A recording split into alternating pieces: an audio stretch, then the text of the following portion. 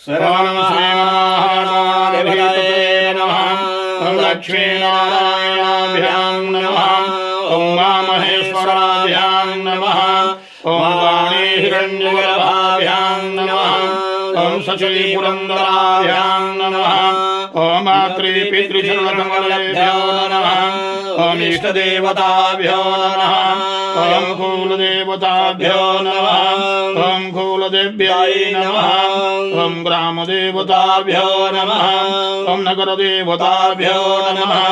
ओम वास्तुदेवताभ्यो नमः। ओम स्थानदेवताभ्यो नमः। सर्वेभ्यो देवेभ्यो नमः। सर्वाभ्यः देवीभ्यो नमः। सर्वेभ्यो ब्राह्मणेभ्यो नमः। सर्वेभ्यो तीर्थेभ्यो नमः। सर्वेभ्यो ग्रहेभ्यो नमः। सर्वेभ्यो नक्षत्रेभ्यो नमः। सर्वेभ्यो योगेभ्यो नमः। सर्वेभ्यो कर्णेभ्यो नमः। वामे गुरुभ्यो नमः। दक्षिणे भद्रकाल्यै नमः। उपरि गणपतये नमः। दुं दुर्गायै नमः। शं क्षेत्रपालाय नमः। भैरव के ध्यान खोलो।